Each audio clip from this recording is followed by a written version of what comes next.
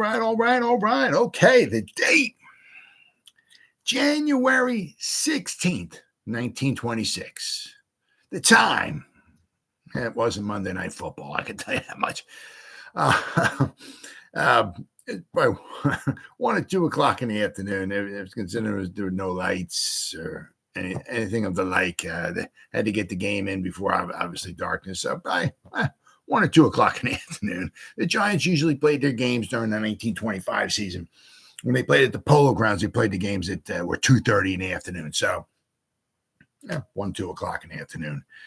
The teams, the New York Football Giants at the Coral Gables Collegians, and the place, Coral Gables Stadium. Where else, baby, right? Now, this would be the second time that the Giants, this is after the season had ended, and basically play some exhibition games, try to make some money. Now, the thing is that with the Giants, the nice thing about going on the being the road team, right, during the regular season.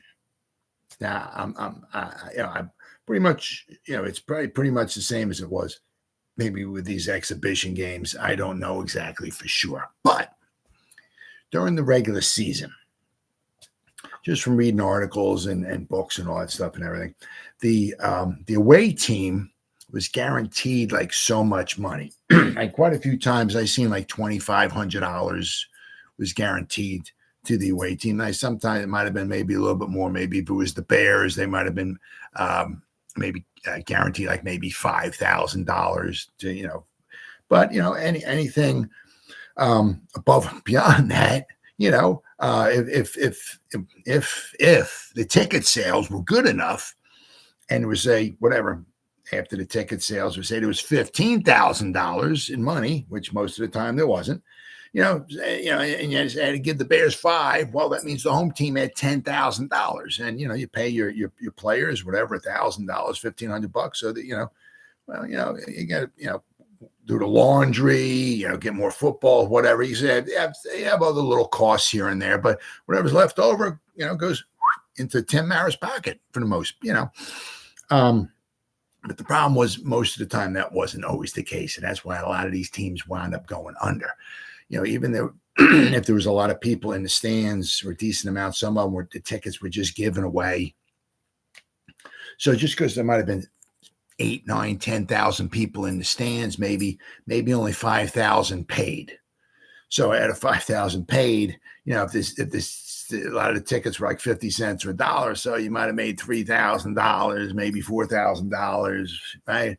Well, if you got to give $2,500 to the visiting team, you only have $1,500. So a lot of times, and then not only that, but the bigger part is that the team that came in during the regular season, I'm just going right, 1925, the team, they were guaranteed X amount of dollars. And I said, quite often I saw it like $2,500 for the visiting team. They would be guaranteed. So that they knew as long as they got there, they were guaranteed so much money. They had to pay their players. It might be $1,000 or $1,500 because they were, the players, they only had so many on the team. And, so they made at least a little bit of money. But if you're the home team, you would get the extra money.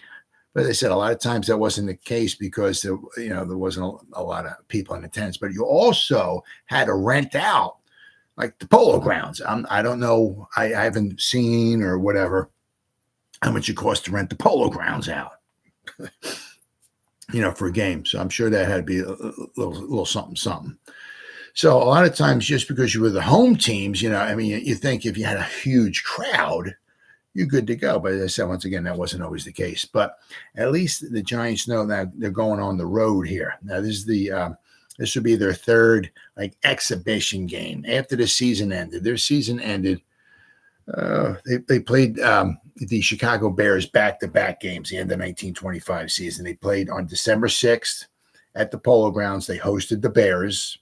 And then the following week on Sunday, December 13th, they played in Wrigley Field in Chicago. And that ended the Giants season. They finished up 8-4, 8-4-0. for the first season. Very, very good. Then they went on. After that, they went on their way down south to Florida. So this is their third exhibition game after the season ended. They played on January 1st, 1926, against the Gables Collegians, same team for the most part, with a little difference here, which I'm going to go over in just a minute. But so on January 1st, Happy New Year, 1926, they played the Gables Collegians in a municipal field in West Palm Beach, Florida, which is a little more north than Coral Gables. And that one, they wound up losing 13-3. But the thing is that the Giants came down south. Now, as I said, their season had been over with for, I guess, what would that be? 31-18, like about 19 days. So they finished up their season December 13th, 1925 against the Bears. So they didn't come down south and play until New Year's Day. So you got 19 days there before, from the end of the season to the exhibition game. Well, in the meantime, the Coral Gables Collegians here, especially the team that the Giants played on January, 4 of the players in the Coral Gables Collegians were actually New York Giants. So the Giants were basically almost playing against themselves, so to speak. Now, the 4 players that were on the Coral Gables Collegians that the Giants played on January 1st were very, very good players for the Giants. So it's like the Giants nowadays is like, if you want to take whatever, Daniel Jones, Saquon Barkley, Andrew Thomas, and Dexter Lawrence, take those 4, put them on another team, and then the Giants got to go play those, Plus, these collegians, these were basically weren't just collegians. They were that was just the name of the team. They were basically, and I'm going to go over the players on this team roster here, but a lot of them were pros, and they were good pros. So not only were they good pros, but then the Giants also played 4 players that were on the Giants team. So the Giants were depleted a little bit. And the other team had 4 good players. And I also forget, okay, if nowadays, right, if you there's 22 guys on the team, just saying right nowadays, 11 on offense, 11 on defense. So so you got 22, right? So if you took 4 players, off your team, as I said, the Giants, when they played the Coral Gables Collegians on January 1st, 1926, 4 of the players that were on the Collegians that were Giants who played, they were the very, very good players for the Giants, who played during the regular season. But as I forget, during the regular season in 1925, right, you only had basically, you had some guys on the bench, but basically for the most part, you only had 11 guys. 11 guys were on the field on offense, 11 guys on defense, right? Then when you get the ball back, there's 11 guys on defense, go back to offense. Then when they don't have the ball no more, they go back on defense. You only got 11 guys. So when you lose 4 out of 11, I don't know what that is, 35, 36, 37% of your team. So basically, they lost more than 1/3 of their team to these Coral Gables Collegians. Well, nowadays, if you got 22 guys, because you got the offense, when the offense punts or scores or whatever, they go off the field. Another 11 guys come on the field. So nowadays you're losing 4. You're losing whatever that, not even 20%. So I mean, back then to lose 4 guys on your team to another team, you lost more than 1/3 of your players. So. But as I said, the Giants played 3 exhibition games in January in Florida. They also, there was a possibility, and I'm still looking, that there's an article I saw that if the Giants were to go out west and play in Los Angeles, that Ernie Nevers, very, very good, famous player, who would coach the Giants if they went out west and played in Los Angeles or in Southern California. And because the Bears went out there, they played a bunch of games. Actually, the Bears played in Florida. Then they went out to New Orleans, Then they went out to California. They played I think I know Los Angeles, San Francisco. They also played in Washington. They played in Portland, Oregon. So they played a bunch of games. But I'm still looking to see if I can find anything at all if the Giants did go out. Because there's a couple articles said that they were supposed to go out and possibly play games out in California, and Ernie Nevers would be their coach. So if I can find anything on that at all, I'll certainly do some videos on that. But all I got right now is that after the season ended here for the New York Giants, they played 3 exhibition games. That's all I have as of right now.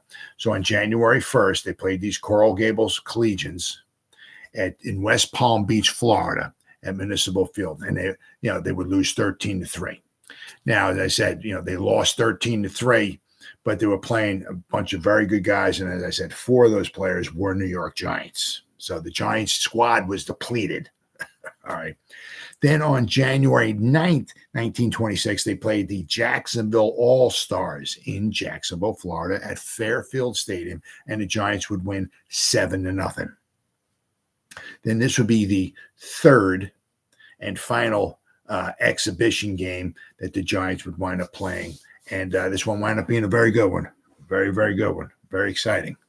The Giants played the Coral Gables Collegians in Coral Gables at Coral Gables Stadium, and the Giants would lose 14-13. Now, the Giants would have their full roster, right? None of the players who were on the Coral Gables team, right, were Giants. So the Giants had their full bunch of players, right? So, but this game wound up being very, very, very exciting, actually. If you want to call 14-13, it ended. It was a very exciting ending, so to speak. All right. But the Coral Gables Stadium. Now I got to pop this up here. I got to find it once again. One of the problems, I got 3,000 tabs open up here. Sometimes it's hard to find. But the Bears, they came down and they played. They came down and played the Collegians first. They came down to Florida first. Now the Bears, let's see here. Let's see. They played these Coral Gables Collegians. The Bears did on Christmas Day. All right, at Coral Gables Stadium. So they played Christmas Day. The Bears didn't. The Bears played the Collegians on Christmas Day. The Giants didn't come down to Florida to play the Coral Gables Collegians until January 1st. So the Bears were down about a week before the Giants. The Bears played. Let's see here, and it's just the Bears played in Coral Gables. Okay, then they played Tampa. Then they played Jacksonville. Then they played the Southern All-Stars in New Orleans. Then they played the Los Angeles Tigers in Los Angeles. Then they played the California All-Stars in San Diego. Then they played the San Francisco Tigers in San Francisco. Then they played the Portland All-Stars in Portland, Oregon. Then they played the Washington All-Stars in Seattle, Washington. So the Bears came down first. And to start their barnstorming tour. Basically, they had the opportunity to, because they had Red Grange, and he was a huge draw, absolutely huge. I've said this in quite a few videos I've been doing here. He was kind of like Michael Jackson, Michael Jordan, Babe Ruth, and Jesus Christ, kind of wrapped up. He was huge back then. If you look in the sports page back then, I mean, in this time frame, toward the end of 1925, early 1926, there was almost hardly a day that went by that there wasn't an article on Red Grange. And it didn't matter if it was a Los Angeles newspaper, a New York newspaper, Chicago newspaper, there was always an article on Red Grange about something. And he made a lot of money. But it was interesting that they had to build this stadium in Coral Gables Now, I mean, I'm not exactly sure why. I thought I guess they assumed that there was going to be a huge crowd, and there really wasn't. For when the Bears played the Coral Gables Collegians in this Coral Gables Stadium where the Giants played this game I'm talking about, right, on January 16th. So they built this stadium specifically, I guess for these exhibition games. And they thought that the Bears and Red Grange, when they played on Christmas Day in 1925, I guess they thought there was going to be a huge crowd and there was going to be all kinds of money being made and everything like that. So they built this stadium like a couple weeks before the Bears played. I mean, actually, it really didn't start getting kicked into overdrive until like about a week before the game started. So I got this, let's see here. Yeah, let me see if I can go back here a little bit more. Yeah. All right, let's see here. Excuse me. So it goes back here. The Bears came down here to play the Collegians, as I said, on Christmas Day, 1925. So, but back in November of 1925, as Red Grange was finishing up his collegiate career in Illinois, once he finished up his career in Illinois, he left school and he joined the Bears to make some money, and he made some money. Let me tell you what. So after Grange finished up his career at Illinois, Pyle, C.C. Pyle, and actually they called him Cash and Carry Pyle. He was basically, I don't remember exactly how he became to be Red Grange's manager, but Pyle, C.C. Pyle, Cash and Carry Pyle, was Red Grange's manager.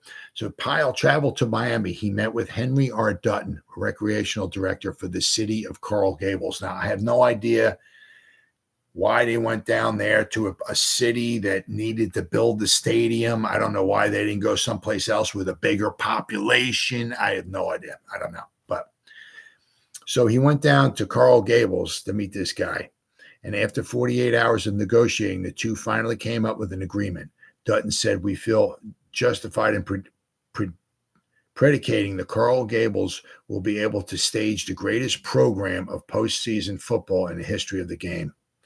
So I guess this guy thought he had visions of a huge stadium and crowds and people and all this stuff, and it never really came to fruition. Tim Callahan, a former Yale guard who was team captain in 1920, was hired by Dutton to coach the team. The plan was for Coral Gables to build a stadium that would have a capacity of about 20,000 people. And I said, once again, I don't know why he went down to a place that didn't have a huge population and they had to build a stadium. Why they couldn't go and play someplace else that had a larger population that might have had a stadium, I don't know. But let's see. As for the split of the gate, Pyle, Red Grange's manager, held all the cards. He had the star, Red Grange, that everybody wanted to see. Dutton gave in to the demands. Pyle drew up standard 3-page contract, which he would do for all the stops on the Southern and Western games. Now, as I said, the Bears, right? Remember, I said they played in Florida. They played in New Orleans. They played in Los Angeles. They played in Oregon. They played in Washington. So for this stop, he asked for a guaranteed of $25,000 for him and Grange, I guess. An unheard of sum for a pro football game. Pyle asked for $5,000 up front on the day of the contract. It was signed, and the rest of the $20,000 was to be deposited into the Illinois Trust and Savings Bank on December 19th. Pyle then got 66% of the gate receipts. The game was set for Christmas Day, 1925. So, I mean, they raked these guys over the coals right here because they did not have that many people show up. Because of the large guaranteed tickets,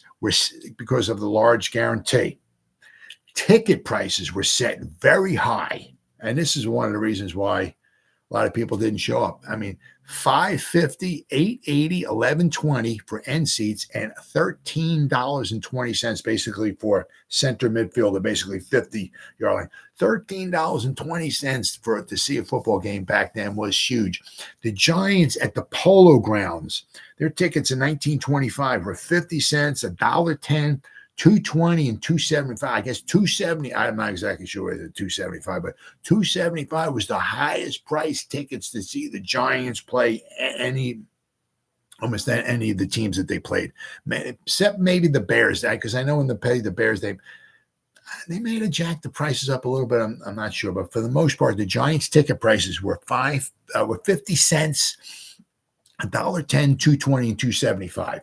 Here for an exhibition game, right? It was $5.50 was the lowest, $8.80, $11.20, and $13.20. I mean, these were just astronomical prices back then, and that's a lot of reasons why a lot of people did not wind up showing up. So it says okay, so maybe this game was set at 3:00. I don't know. So Coral Gables Athletic Stadium game called 3:00. So maybe the Bears game and the Coral Gables Collegians All-Stars were basically 3:00, but the prices are just astronomical. Let's see here. So the Bears stepped off the train at 4:30 p.m. on December 23rd. So basically they got there 2 days before the game started. As the team was met by fans and a police escort to the hotel. Later that evening, Red, Grange, Pyle, and the whole Bears team attended a banquet held at the Coral Gables Country Club, hosted by the Illinois alumni. That the 200 guests, including the town's mayor, toasted Red Grange. The evening was followed by a night of music and dancing. Now, this is show you. The following day, the Bears conducted a workout. So on Christmas Eve, December 24th, when they visited the empty field where the game was to be played, what they found was hundreds of busy workers building a stadium on 4.5 acres of land. The work started on the stadium just 2 weeks earlier, but it wasn't until December 16th that the construction crew really got busy. So basically, they built this 20,000 seat maybe about 16,000 spectators seat stadium. They built it in like 2 weeks for this game. And they had visions, and I guess after it didn't pan out, this game and the Giant game, I guess it didn't pan out, and they wound up tearing down the stadium. So and they did it all in about 2 weeks, right? Let's see here. It wasn't until December 16th that the construction crew really got busy. Crew supervisor J.W. Ricketts oversaw 82 large trucks who hauled lumber and supplies to the site. His staff included 400 workmen working 8-hour shifts to have the stadium ready by Christmas Day. A chef was hired to prepare sandwiches and hot coffee for the laborers. That's very nice. Each day saw 100,000 feet of lumber sawed and put into place with 35 tons of cast iron pipe laid. When the stadium was finished, 600,000 feet of lumber had been used with 250,000 riveted bolts. The U-shaped arrangement of the seats stretched 1,120 feet around the eastern, northern, and western sides of the stadium in 17 sections. So basically, I guess the southern end of the stadium was open. It was like a horseshoe, big horseshoe. Coral Gables Stadium was completed at midnight on December 23rd, with the final touches to the stands that would seat 16,000 spectators. The seats rose up 24 rows, right? Some 66 feet from the top to the bottom with a press box. So, I mean, there's also, I mean, this is NFL Football Journal I'm looking at, and it's got pictures here of the stadium, some of the workers, basically just all the wood, I mean, just, the stands being built. I mean, there's a picture where it shows a bunch of wood and some of the stadium, the stands, the goalposts. Then there's another couple pictures that sees it pretty much almost totally done.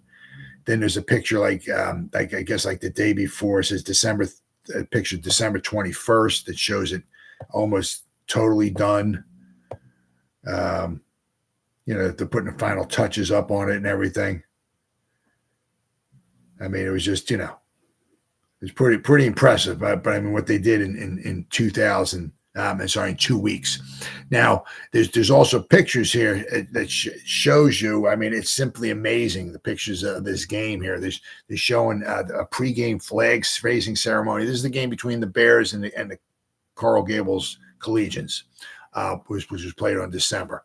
But it shows you in the background, you can see a picture of the stands, and you can see the 24 rows going up and everything. And it's not even halfway full. I mean, it just goes to show, it's a shame. I mean, there's people standing on the sidelines, but there's people in the stands. And, you can just see that there's not a lot of people there, So I don't know how much money they made or didn't make or how much money they lost, but it was, it says total gate. They made $20,000 at the gate for this game. $20,000. So I mean, I'm sure they probably wind up losing money. They probably wind up losing money on this one. But so the stadium where they played this game at was built the month prior, right? And it held 16,000 people. Now, I think in one of these articles that I'm going to read, it actually tells you how many people were there. But let's see, for the Coral Gables team. All right, let's see here. I gotta find. All right, here we go. Is this it? Okay, they got their first guy here is Charlie Berry. All right, he was their left end. He is from Lafayette. Charlie Berry. Now this guy, he was a very good. He played against in the first Giant game. He was a football player and a baseball player. He played for the Philadelphia Athletics, the Boston Red Sox, the Chicago White Sox, and he played for the Philadelphia Athletics again. But he was very, very good. He was a catcher, but he also played football. Let's see here. He was an American athlete and sports official who enjoyed careers in catcher and umpire in the Major League Baseball. He was also an end in an official in the National Football League. So he was a very, very, very good athlete. This guy, Charlie Berry. So he was the end or the left end for the Coral Gables Collegians. All right. Then they got their next guy was Bull Bayman. He was their left tackle. Let's see. He was let's see here. Russell Bull Bayman. He was from Dickinson, the powerhouse Dickinson himself. He played for the Frankfurt Yellow Jackets in 1924 and 25, the Philadelphia Quakers in 1926, and that was the American Professional Football League. That was a different league, but the Philadelphia Quakers in 1926 were the champions of that league. Then he played for the Frankfurt Yellow Jackets once again from 1927 to 1931. So he was the Frankfurt Yellow Jackets were champions. Let's see here. The 1926. So it was. I'm saying the Frankfurt Yellow Jackets were a very good team as well back then. So he was a very good player. So he was their tackle, Bull Bayman from Dickinson College. I mean, some of these colleges you never even heard of before. Never even heard of. All right, then we have Lehigh. This guy Spagna was their left guard. Butch Spagna was their guard. All right, he went to two colleges. Looks like he went to Brown and Lehigh. Let's see. He played for the Frankfurt Yellow Jackets from 1922 to 1925, and then he was on the Philadelphia Quakers in 1926, and they were champions. The Philadelphia they were the American Professional Football League, or the AFL, as some people refer to as the AFL, in 1926, because the Philadelphia Quakers won. Now, a lot of the players left the AFL, APFL, American Professional Football League, or the AFL, only lasted one season, 1926, because money. They just had a hard time getting fans because they were trying to rival the NFL, and ticket sales were just not very good, and so they wound up losing a lot of money. So the AFL only lasted one season in 1926. But I said, well, a lot of the players jumped from the NFL in 1925 to the AFL in 1926 because they gave them, they guaranteed them more money. So a lot of the players said, it's like, just show me the money. When you're making $50 a game back then, right? And you go into this other league's going to offer you $100 a game, where are you going to play at, right? $100 a game. So, but a lot of these players after the AFL folded after 1926 came back to the NFL. But Butch Spagna, right? He was from, actually, I guess Brown and Lehigh. Butch Spagna. He was their left guard. Now, Conover. He was their center. Larry Conover. He was the center. He was from Penn State. 1921 to 1923, he was with the Canton Bulldogs. And so 1922 and 23, the Canton Bulldogs were champions. 1924, the Pottsville Maroons. 1925, he was with the Cleveland Bulldogs. And 1926, he was the Frankfurt Yellow Jackets. So he's a two-time Larry Conover. He was their center. Two-time NFL champion with the Canton Bulldogs. Canton Bulldogs, 1922, 1923. Actually, the Bulldogs won championships 3 straight years, 22, 23, 24. Canton Bulldogs in 22, Canton Bulldogs in 23, 1924. The Cleveland Bulldogs, different teams, but Bulldogs won championships 3 straight years in the NFL. All right, so Larry Conover was the Coral Gables Collegians. He was their center. All right, let's see. And then we have Osborne. Duke Osborne. He was their guard. He came from Penn State. 1921 to 1923, he played on the Canton Bulldogs. Once again, a two-time champion. But I think there's another guy in here too.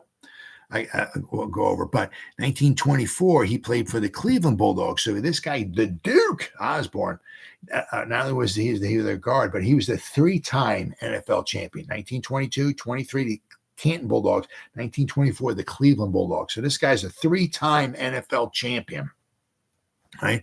And then 1925 to 1928, he played for the Pottsville Maroons. So he had a lengthy career. He played 8 seasons in the NFL back there. That's a long time. Let me tell you what. So Duke Osborne from Penn State, he was their center. All right. Next, we got Lowe. I'm sorry. Conover was the center. This guy, Duke Osborne, I do apologize. He was their guard. Conover was the center. Osborne was the guard. I do apologize. But the next guy, Lowe, he was their other tackle. Bulger Lowe. Bulger. Oh, yeah. Name is George Henry Bulger Lowe. Don't know where to get that from. He was their other tackle. He had a nice little career here. 1920, he was with the Canton Bulldogs. 1921 was the Cleveland Indians. The Providence Steamroller in 1925. Frankfurt Yellow Jackets in 25 and 26. The Boston Bulldogs in 26, and the Providence Steamroller once again in 1927. So he had himself a nice little career. He was from Lafayette and Fordham, 2 different colleges, and he was their tackle, Bulger Lowe. All right, now we got Corcoran from Georgetown. He was their end, one of their ends. Now his name was Art Corcoran from Georgetown, the powerhouse Georgetown. This guy, he was 1920 with the Canton Bulldogs, 1921 with the Cleveland Indians, 1921 and 22 with the Akron Pros, 1923 with the Buffalo All-Americans, and 1923 with the Frankfurt Yellow Jackets. So he was, he played 4 seasons in the NFL, and he was their end for this game. Art Corcoran from Georgetown, that powerhouse Georgetown. Now back then, Georgetown was decent. I don't even know if Georgetown even has a football program nowadays. All right, then they have Jack Ernst from Lafayette was their quarterback for this particular game. Let's see. He played 1925 to 28 for the Pottsville Maroons. 1928, he was with the New York Yankees. 1929 with the Boston Bulldogs. And 1930 with the Frankfurt Yellow Jackets. So, and he came from Lafayette. So he was their quarterback. Jack Ernst was their quarterback. All right. Then we have here. Now, I'm not sure if it's Tony Latone or Tony Latone. I'm not sure. His last name is Latone. So I guess it's maybe Tony Latone. He was their left halfback. He didn't go to college. But he 1925 to 28, 4 seasons he played for the Pottsville Maroons, 1929 the Boston Bulldogs, and 1930 with the Providence Steamroller. All right, so he was there. No college for him. Let's see here. But he was a very good athlete. Although he never attended college, he is unofficially considered the leading rusher of the 1920s. So go there, right? During the 6 seasons he played in the NFL, Latone outrushed 2,648 yards to 2,616 and outscored 26 to 21 in touchdowns to Pro Football Hall of Fame's Red Grange. So, despite playing 30 fewer games, he was also one of the very few known persons to knock Grange out of a game. Grange later said that even though Chicago Bears owner George Halas was paying me $500 to barnstorm the nation, it wasn't enough to be hit by the likes of Latone. Wow. So Tony Latone, very, very good player. All right, so now next we got Flanagan. He was their right halfback, it looks like. And he was from Pittsburgh. All right, Pittsburgh. Oh, there we go here. William Flanagan from Pittsburgh and West Virginia Wesleyan. Let's see. He played for the Pottsville Maroons in 1925 and 1926. He was a professional football player from Buchanan, West Virginia, who played during the early years of the National Football League with the Pottsville Maroons from 1925 through 26. Flanagan attended the University of Pittsburgh and West Virginia Wesleyan College. So William Flanagan, right, from Pittsburgh. He was their right halfback, and their fullback was Doc Elliott from Lafayette, the fullback. He played for Canton Bulldogs from 1922 to 1923. So this is the other guy, the 3-time NFL champion. Canton Bulldogs in 22 and 23, which they've won the champion both. As 1924, he was with the Cleveland Bulldogs. He's a 3-time NFL champion. This guy, Doc Elliott, their fullback.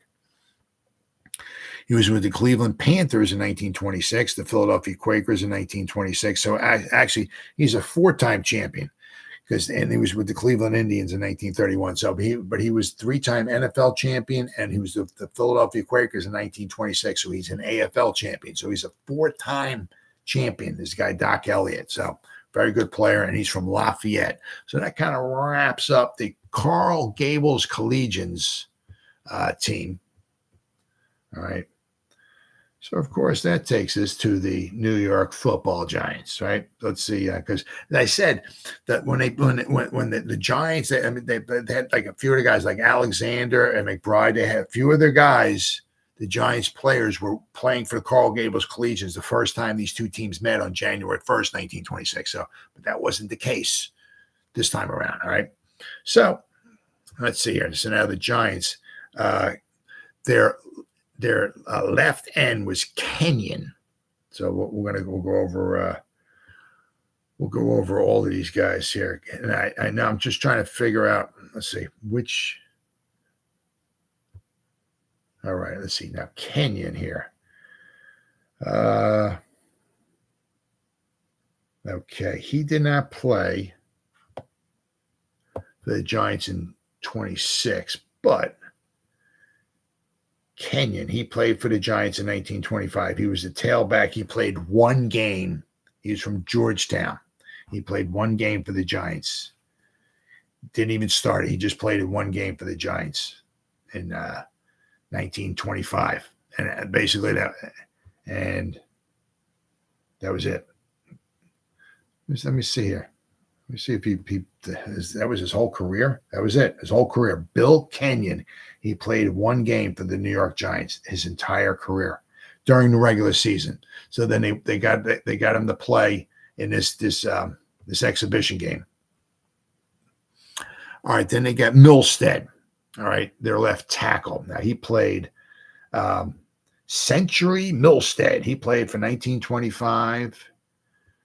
And let's see, Nope, he just played 1925 for the New York Giants. But Milstead was their tackle. He played in all 12 games for the Giants in 1925. Century Milstead, he was their tackle. All right, then we got Carney. He was their left guard. Carney, he played guard for the Giants in 1925. And 1926, he played for the Giants. So he played for the Giants in 25 and in 26. I don't know. I'm just looking at the two seasons. I don't know if he played 27 and 28 or whatever, but he did play for the Giants in 25 and 1926. All right, so then we have Doc Alexander from Syracuse was their center. He played for the Giants in 25 and 26. Not only did he play for the Giants in 26, but he was also their head coach for one season in 1926. Doc Alexander. He was there from Syracuse. He was very, very good center for the Giants. He was like an all-pro.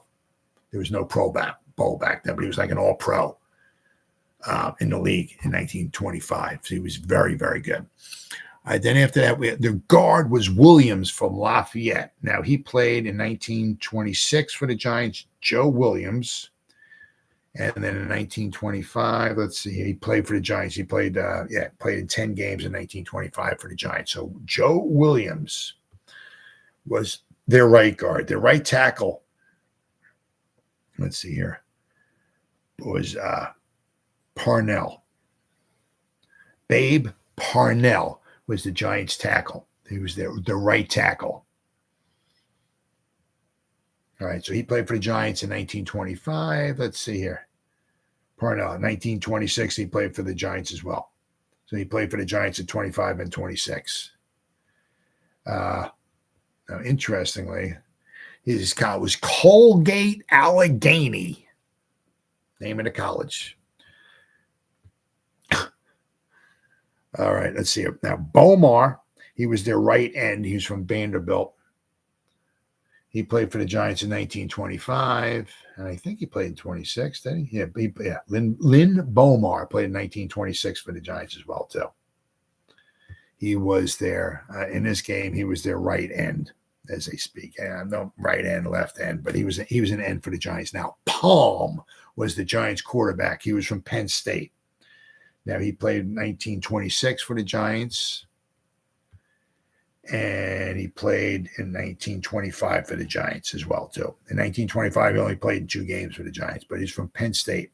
Mike Palm was the Giants. And what they have here listed is he was their quarterback. Now, Phil White, he played only one season for the Giants, and he played only 3 games. He started 1 game. He was the first guy ever, I mentioned this, to wear the number 0 for the Giants. Phil White, 1925, played 3 games for the Giants during the regular season, wore the number 0. And he didn't play anymore for the Giants. But he was there, and what they have listed here, Phil White was their left halfback, what they have listed here. All right, then also their Benkert was here they have it listed as their right halfback. He played in 1925 for the Giants. Where did he play? Played in 11 games. And Benkert. Nope, just 1925 for the Giants. So what they have listed here is Benkert was their right halfback, and their fullback was McBride from Syracuse. Now, McBride, he was very, very good. He was one of the guys who played for the Coral Gables Collegians the first time that the Giants played the Coral Gables Collegians. So he jumped ship. He wasn't on the Giants. He played for the Collegians. But McBride, let's see. I'm pretty sure he played both seasons for the Giants here. Yeah, Jack McBride. He played 13 games for the Giants in 1926. And how many did he play for the Giants? He played in all 12. He started in 12, played in all 12 for the Giants in 1925. I mean, you go back then, the Giants played 12 games, and they were 8-4, 8-4-0.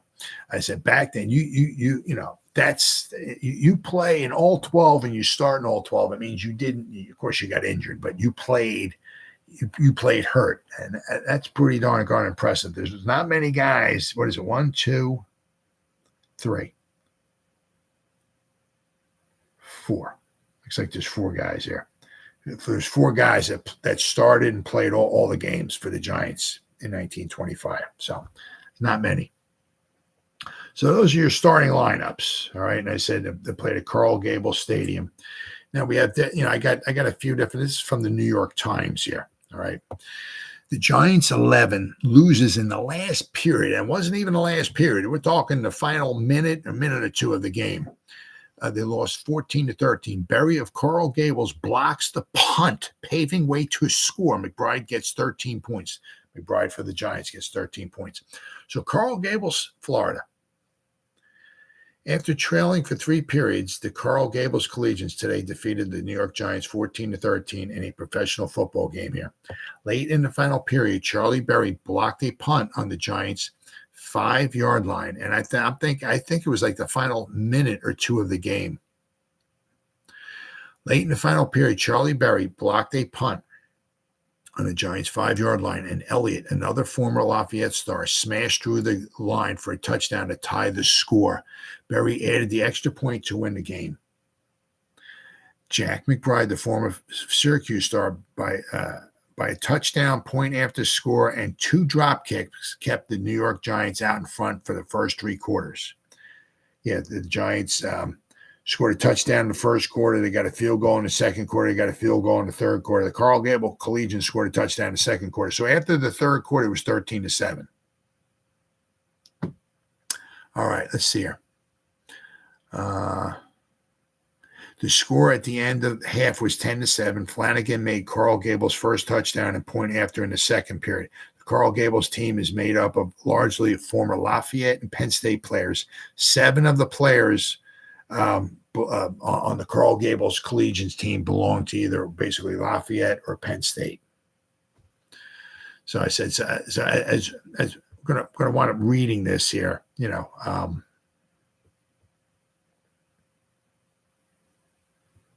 here we go.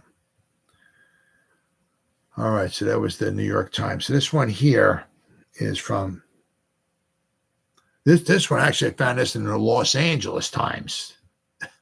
They brought the Collegians beat the Giants. This is a shorter one here. McBride's touchdown and 2 field goals, not enough to stop Lafayette Stars.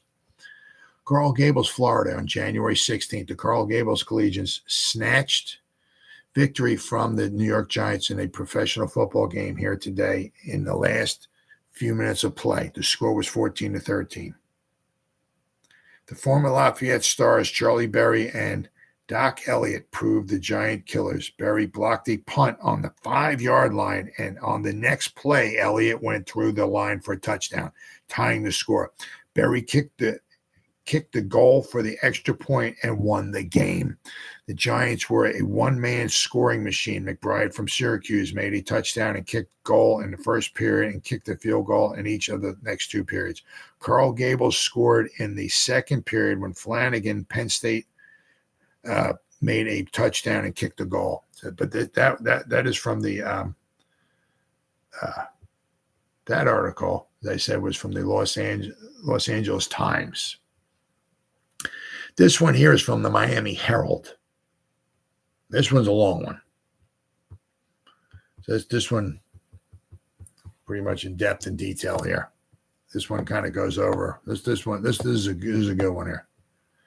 In a whirlwind finish, Coral Gables crew faces 6-point lead and wins in the last 30 seconds of the game. All right. Captain Charlie Berry of those Coral Gables Collegians went out and licked those, excuse my language, licked those cocky New York Giants 14-13 in Coral Gables Stadium yesterday afternoon, after the New York 11 had gone into the last 30 seconds of play with a 13-7 lead, which looked good for all time. 30 seconds. They had the punt blocked in the final 30 seconds of the game. And not only that, but then they still had to score a touchdown, and they let them score a touchdown.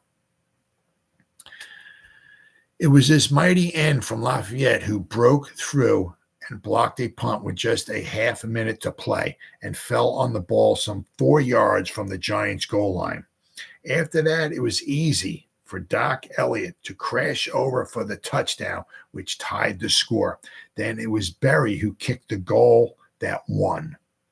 Too much cannot be said of the play of this All-American end. He was the leader of the collegiate collegiate attack, and that man who was in every play. He caught most of the passes buried by Jack Ernst. It was he who grabbed one late in the game and took the ball 25 yards to the Giants' 10-yard line. And then came the Dick Merriwell finish, where a team plainly beaten came through with the points needed to win. And Berry was the man who did it. Then I love how they talk about this. It's like this is like the game of the century, and like this. The two teams never played harder or tackled more fiercely than the Giants and the Collegians. Nor could one ask for a harder running than such men as McBride, Latone, Bankert, Flanagan, and Palm did. A crowd, here we go, this is it. Crowd of 1,000 turned out to see the contest, and although there was no college spirit, both teams had plenty of rooters. They deserved them too. But a crowd of about, well, actually, there was 1,000, and then there's another article I'm going to go over. It says there was 5,000. So, yeah, I'm not exactly sure. The Giants scored first, a result of a bad fumble by Jack Ernst, a safety man on the Collegians. He dropped White's punt on his own 23-yard line, Bomar falling on the ball. White and McBride made a first down. Then Bankert on a cutback play shot through the Collegians' right wing for 12 yards, being stopped on the 2-yard line. On the next play, McBride went over and Berry kicked the goal. The Collegians arose in their wrath. Tony Latone caught the kickoff deep in the left side of the field and ran 40 yards down the sideline before he was stopped in the center of the field. The Collegians furnished him some sparkling interference on the play. Hoot Flanagan shot off right tackle for 15 yards, and Elliott and Latone made a first down on the 30-yard line. Ernst suddenly shot a pass to Flanagan, which netted 20 yards, putting the ball 10 yards from the goal. 2 plays gained 5 yards, and then Flanagan shot over for the touchdown. From then on, it was mostly Giants until the finish. Twice the Giants team worked the ball within 20 yards of the Collegians' goal, and Jack McBride sent over pretty place kicks, the second one coming just before the end of the third quarter. With a 6-point lead, the Giants looked like winners in the final period. They had succeeded in stopping Flanagan and Latone, and the Collegians had to rely on Ernst's passing. The plays were being broken up with pretty good success, however, and as McBride was out punting Red Roberts, the Giants were playing defense most of the time. Here we go. So this is a long article. Jeez. All right. Only 2 minutes of play remained when Ernst shot his last pass to Berry at the Giants' 10-yard line. 2 smashes at the line failed. Then Ernst tried 2 passes, both which failed, and the Giants took the ball with less than a minute to play. They hit the line 3 times merely to kill time, and then White dropped back to punt out of danger. But someone forgot to block Mr. Berry, and he leaped in front of the kick. The rest has been told, although it should be mentioned that Tim Callahan surged up and down the sideline in holy glee when Elliott gave his hopefuls those last 6 points. The Giants had time for 3 plays after the fatal mistake. They received the kickoff and carried it back to the center of the field. White then shot 2 passes, both of which were completed, putting the ball on the Collegians' 25-yard line as the game ended. Wow. So the Giants had the ball. They got down to the 25-yard line, and the game ended. Wow.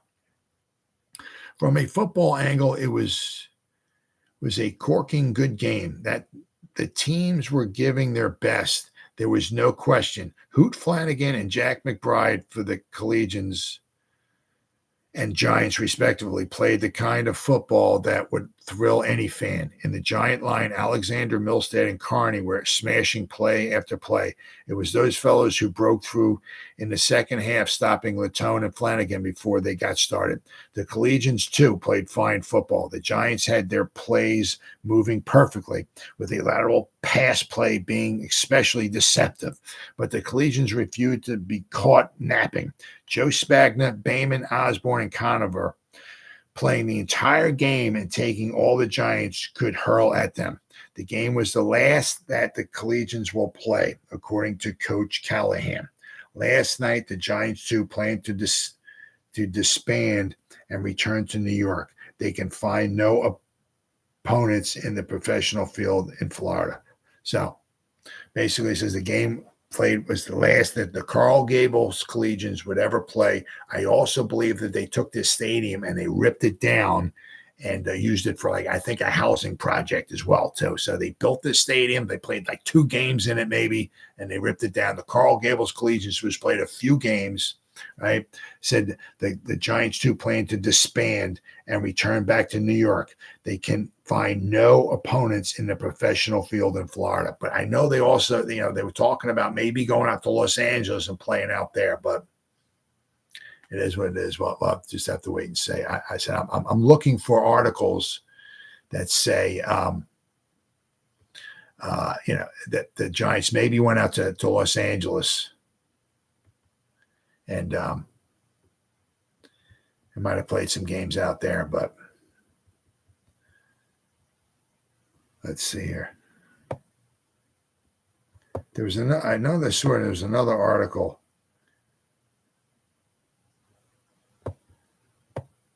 that said there was like 5,000. Okay, yeah. Last-minute score brings needed points. Breaking away with a final spurt after blocking a punt of the New York Giants and recovering on the Giants' 5-yard line, the Coral Gables Collegians scoring the winning touchdown in the last minute of play, which gave them a 14-13 victory. 5,000 persons witnessed the game, which proved to be one of the spirit of the regular intervals. Thrilling plays kept the intense interest of the spectators. So they said, you got one article that says that the Giants, that this game, there was 1,000 people in the stands. Now, there's another article that says there was 5,000. This article here is from the Miami Herald, or I'm sorry, the Miami News. Then I have another article here that says kind of the same thing from the Tampa Tribune.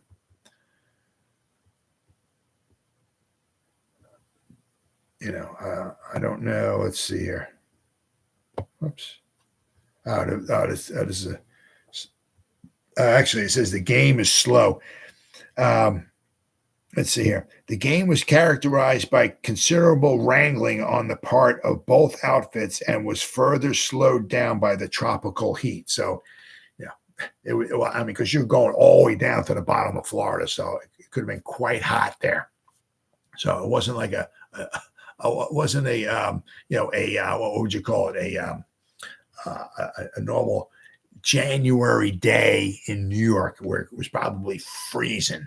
But this was so it was played in the tropical heat of Florida. So but But it wound up being, the last minute of the play, they couldn't even get a punt off. They blocked the punt. The next play, I think they ran it in for a touchdown. Then the Giants got the ball back somehow. All these plays in the final minute.